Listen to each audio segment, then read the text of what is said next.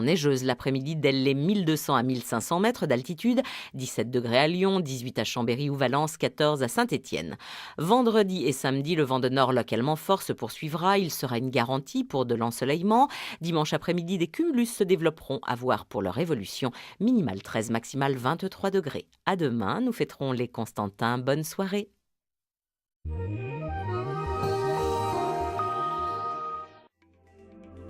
Retrouvez la météo de votre région sur france3.fr.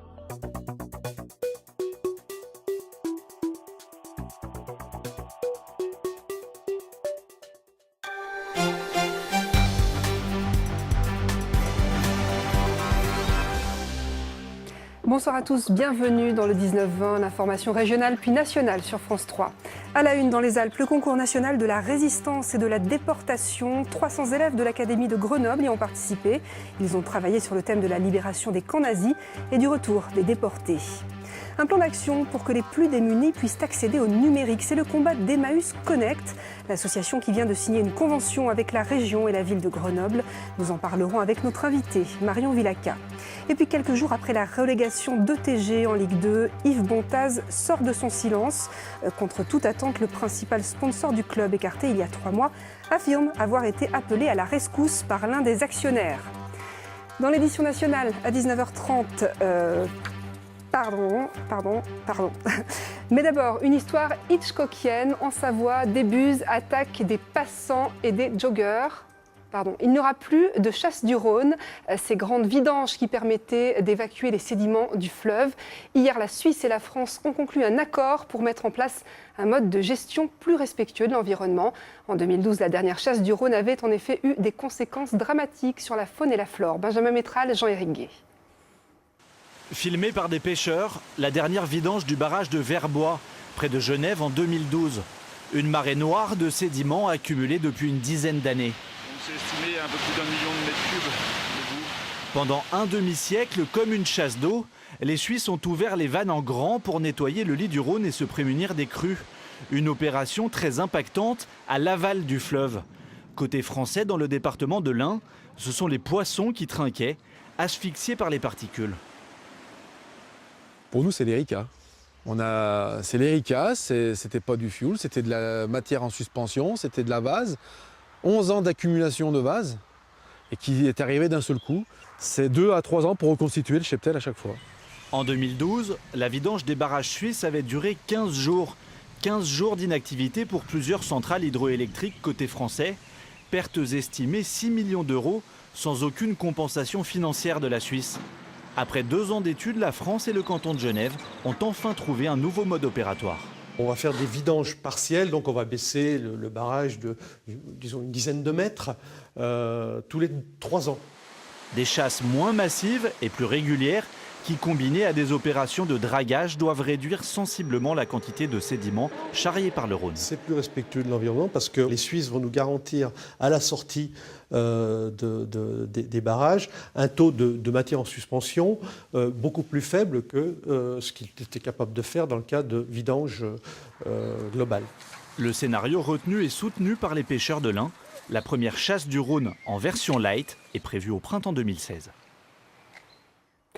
À Montmélian, en Savoie, l'inspection académique remettait aujourd'hui les prix du concours national de la résistance à des lycéens et collégiens. La thématique libération des camps nazis et retour à la liberté des déportés. Parmi les participants, Alban et Bruno, c'est la 2e fois qu'ils remportent ce concours. À Geroueslati, Maxime Kemener. Devoir de mémoire cet après-midi avec la remise des prix du concours national de la résistance et de la déportation. Pour la 2e année consécutive, Alban et Bruno sont récompensés.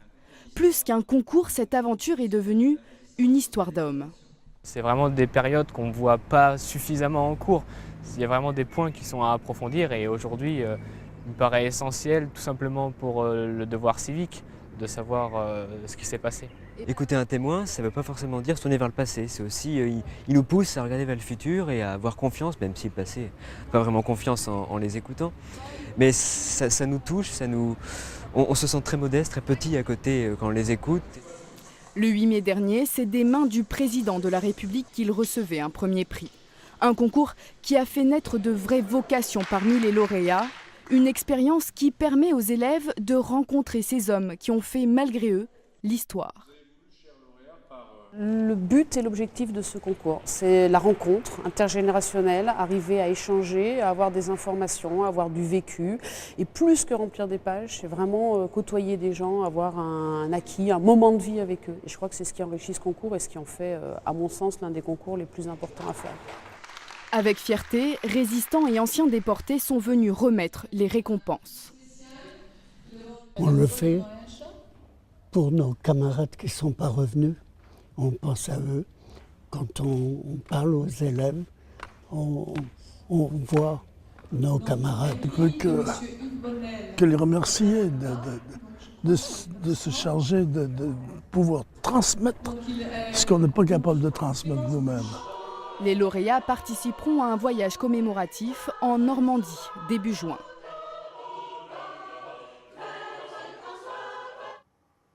Et l'on reparle de l'affaire Néré, cette affaire de ripoux présumé qui avait ébranlé la police en 2011. La police lyonnaise, mais aussi grenobloise. Aujourd'hui, le parquet demande un procès pour l'ancien chef de la PJ de Grenoble, Christophe Gava, et son adjoint. Les explications avec Xavier Schmitt.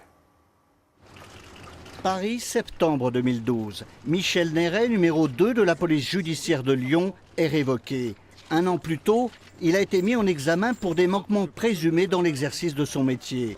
Michel Néré, auréolé d'une figure de grand flic à la carrière brillante, est soupçonné d'être un ripoux en cheville avec le milieu, cela contre divers avantages ou des prélèvements sur des saisies de drogue. L'affaire a éclaté lors d'une enquête sur un trafic international de cocaïne. Le 13 mai, le parquet a demandé le renvoi en correctionnel pour Michel Néré et 8 autres personnes, dont 3 autres policiers. 2 d'entre eux sont l'ancien chef de la PJ de Grenoble, Christophe Gava, et son ancien adjoint. En 2011, Christophe Gava a été mis en examen pour association de malfaiteurs, vol en réunion, détournement de scellés et trafic de stupéfiants. Une mise en cause qu'il réfute. C'est maintenant aux juges de dire s'ils suivent les accusations du parquet. Justice toujours, la France refuse d'appliquer la peine pour meurtre prononcé en Suisse contre le généticien Laurent Ségala. Réfugié en Haute-Savoie, il a été reconnu coupable du meurtre de sa belle-mère par le tribunal fédéral, la plus haute instance juridique de la Confédération. Les explications avec Céline Aubert-Aigré. 2 ans que Laurent Ségala a été condamné par le tribunal fédéral, la plus haute instance juridique en Suisse. 14 années de prison pour le meurtre de sa belle-mère. Depuis le jour du verdict en appel, où il ne s'est pas présenté, le généticien est en cavale, quelque part en Haute-Savoie. Il a toujours clamé son innocence. En janvier, Berne a adressé une demande officielle à la France pour que le Haut-Savoyard exécute sa peine, mais la justice française s'y refuse. Plus que jamais, le sol français semble la seule terre d'accueil pour Laurent Ségala. L'homme fait l'objet d'un mandat international. S'il sortait de France, il serait interpellé et extradé sur le champ pour purger sa peine. Faciliter l'accès au numérique pour les personnes en situation de précarité. C'est le combat d'Emmaüs Connect qui vient de signer une convention avec la région et la ville de Grenoble. Une convention pour établir un plan d'action. Ça s'est passé aujourd'hui, vous le voyez, à l'espace Rhône-Alpes. Auparavant, les collectivités aidaient financièrement l'association, mais désormais Emmaüs souhaite leur apporter son expertise pour que les services publics s'emparent de cet enjeu. Et cet enjeu, il est énorme. Il y aura en France 6 millions de personnes déconnectées, des personnes que vous accueillez dans les antennes d'Emmaüs Connect, Marion Villaca. On va en parler dans un instant, mais d'abord, on va aller faire un tour dans vos locaux à Grenoble pour voir de quelle façon vous connectez ces gens à Internet. Alors, vous avez besoin d'Internet pour pouvoir faire les recherches et vraiment suivre bien les cours et tout ça. 6 mois que Nelson Alfonso est arrivé à Grenoble pour y passer une licence professionnelle. Il est hébergé dans un foyer où il n'a pas d'accès direct à Internet. Seul en France, il est totalement déconnecté. Comme c'est manque les bras, manque les bras, on manque les pieds, on manque les... Tu vois, c'est ça que je pense. C'est Internet, même pour parler avec des familles en Afrique, non? Avec ma sœur, mon fils, mon père, il faut Internet. L'accès à Internet, c'est une des barrières à l'insertion des publics fragiles. Il y a un an, Emmaüs Connect, branche dédiée au numérique, a lancé Connexion Solidaire. À Grenoble, site pilote, 1500 personnes sont inscrites à ce programme.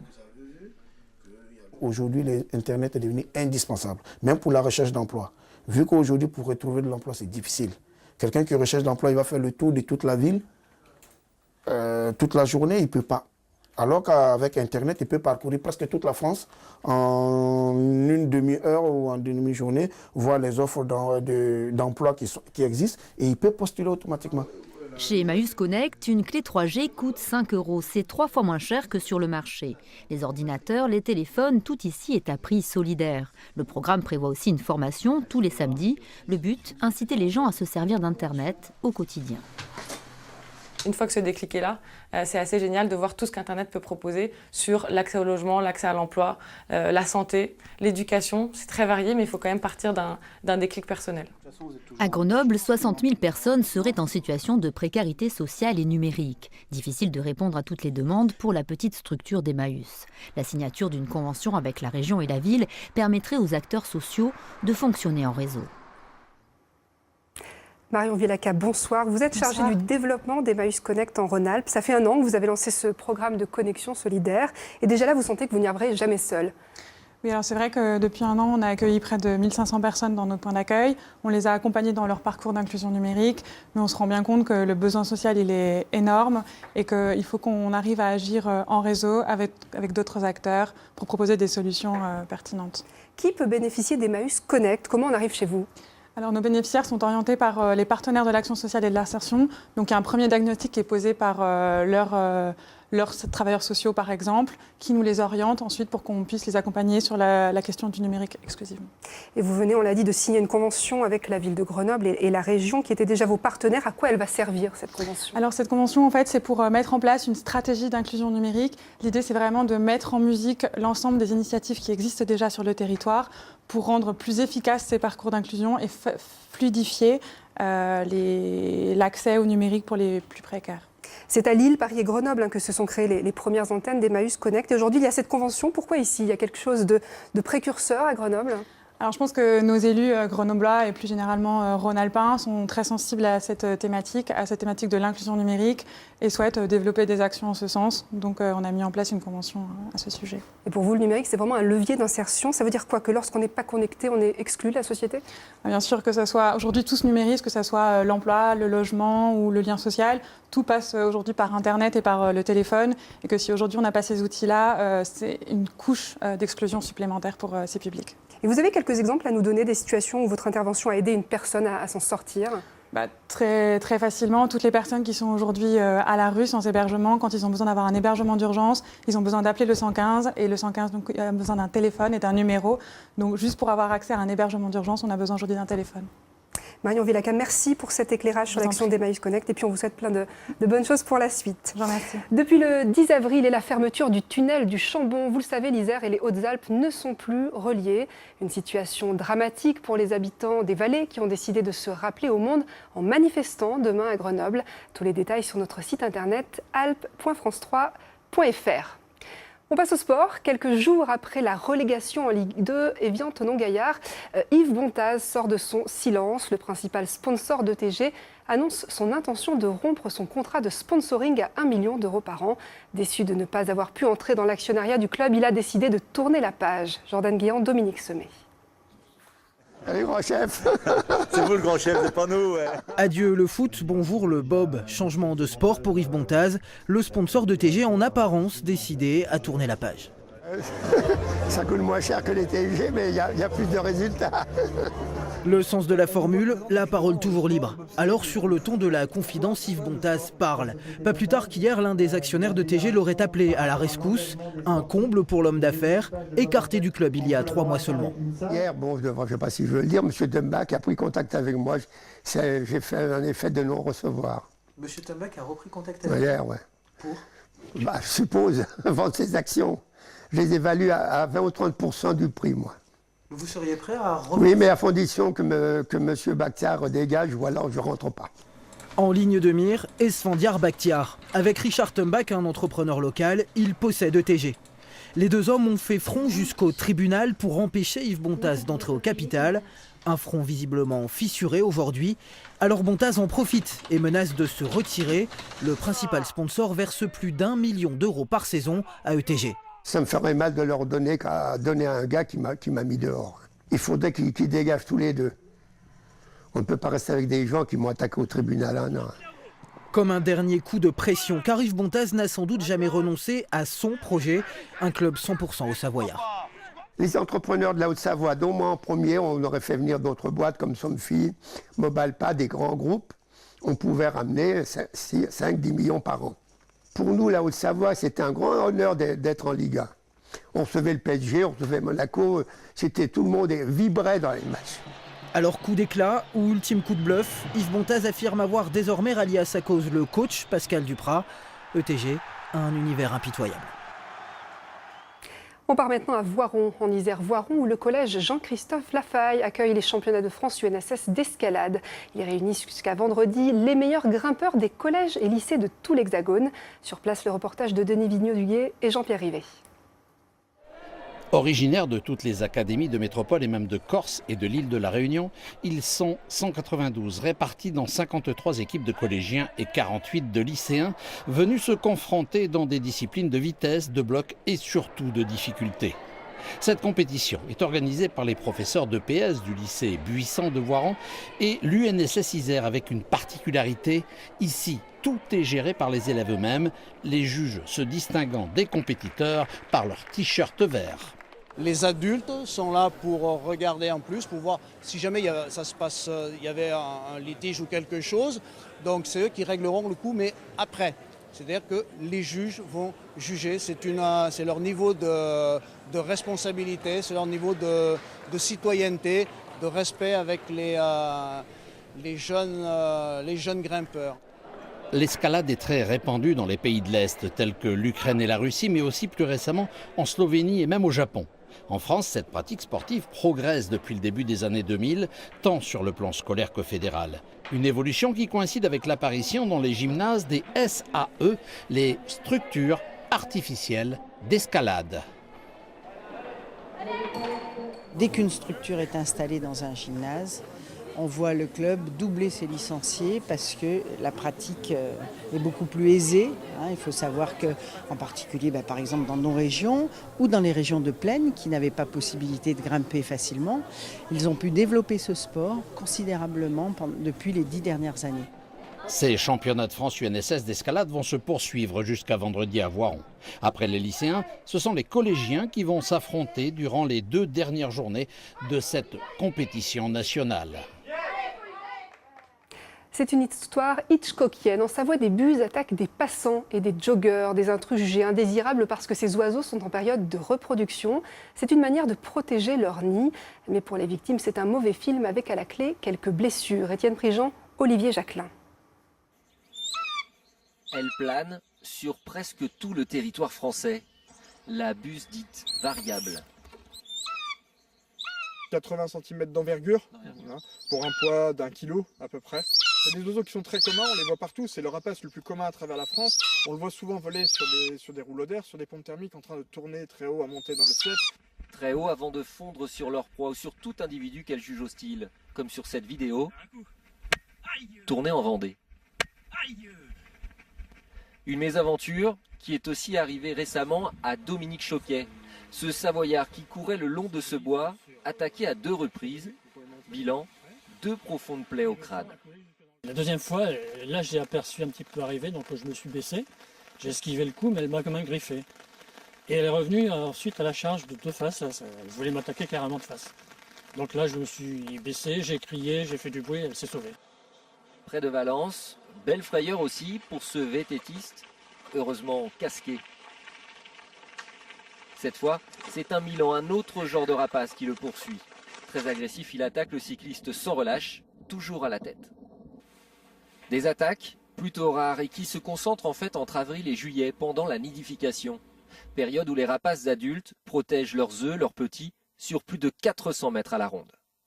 Quel comportement adopter ?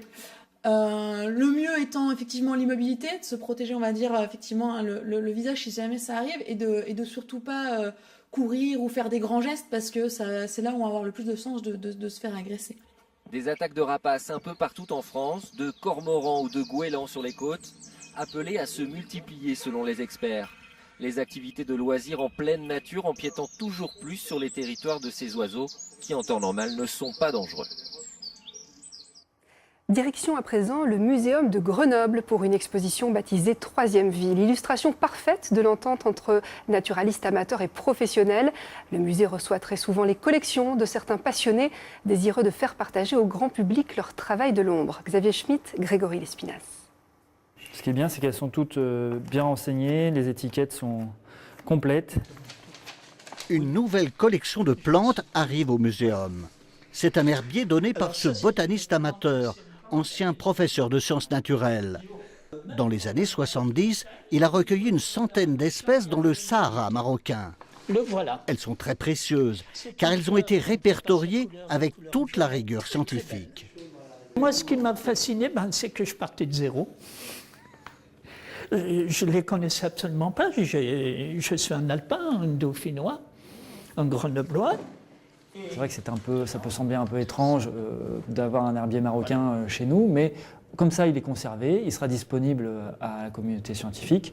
Et puis, il rejoint l'herbier de Grenoble, qui a majoritairement des plantes alpines, mais avec une petite partie, donc Afrique du Nord, Algérie, et donc maintenant Sahara marocain. Donation, legs ou achat, les acquisitions sont la sève du muséum.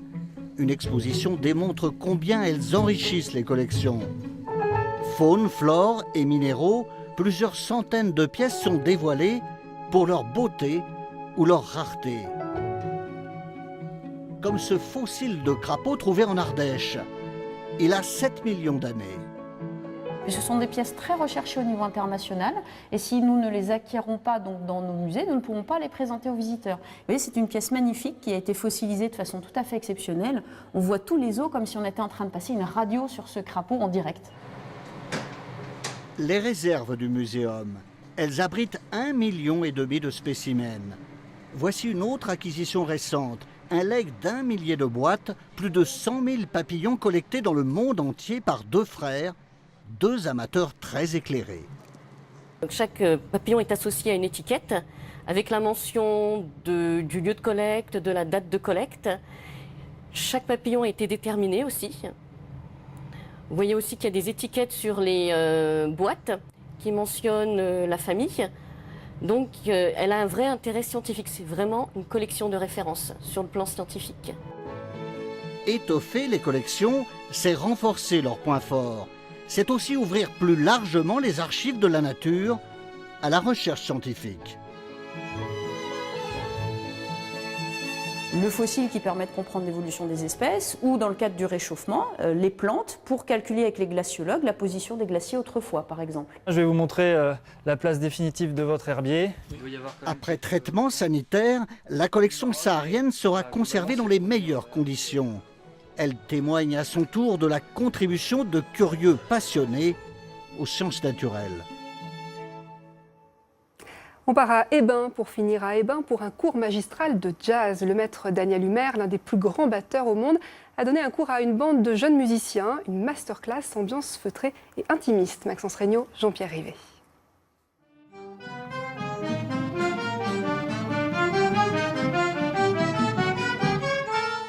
Il s'appelle Daniel Humer. Batteur de génie, jazzman connu et reconnu, aujourd'hui, il a pourtant laissé sa place sous les projecteurs et face à lui, dans la lumière, une troupe de jeunes musiciens venus apprendre du maître. Mais très vite, sa passion et son expérience vont quand même venir éclairer la scène de l'Odyssée. Comme dans un rouage de montre ou une locomotive, il y a des rouages qui tournent plus vite, d'autres plus lentement. Et là, vous ne fatiguez pas et vous êtes léger. Qu'il parle technique, rythme, contrôle, il en revient toujours à l'essentiel, ou comme il dit, aux fondations. Stanislas, saxophoniste, battait le rythme un peu à l'envers, tapait du pied sur les mauvais temps. Le swing est beaucoup basé à la Charlet et sur le 2 et 4, du coup c'est un appui fort dans le jazz, du coup on m'avait dit que ça m'aiderait à trouver le groove pour le swing. Et là, il m'a dit que c'était mieux de faire sur le 1 et 3 pour ne pas me perdre, parce que ce qui est le plus important, au final, c'est le 1. Daniel Humer veut donc aujourd'hui partager son expérience, transmettre ce qu'il a pu apprendre en côtoyant les plus grands noms du jazz. Une chance pour ces jeunes musiciens que lui n'a pas eu dans sa jeunesse. Ça, c'est Moulinex. J'ai commencé à 18 ans. La première fois que j'ai voulu parler de jazz, J'étais en Suisse, à Genève. Je suis donc allé au conservatoire. J'ai dit bonjour, j'aimerais apprendre la percussion parce que je veux faire du jazz. Et on m'a jeté comme un malpropre. Et j'ai été obligé d'apprendre comme on faisait à l'époque, en écoutant des disques, faire de l'art d'imitation. On accompagnait des disques. Voilà, il n'y avait aucune école, aucune méthode. Ce soir, Daniel Humer reprendra ses baguettes et sa place dans la lumière. C'est à 20h, à l'Odyssée des Bains. Avant de se quitter, je vous rappelle cette information. Quelques jours après la relégation en Ligue 2 d'Évian, Thonon-Gaillard, Yves Bontaz sort de son silence. Le principal sponsor d'ETG annonce son intention de rompre son contrat de sponsoring à 1 million d'euros par an. Déçu de ne pas avoir pu entrer dans l'actionnariat du club, il a décidé de tourner la page. C'est la fin de ce journal. Merci pour votre attention. À suivre la météo, puis l'édition nationale présentée par Carole Gessler. Prochain rendez-vous avec l'actualité de votre région dans le Soir 3. Très belle soirée et à bientôt.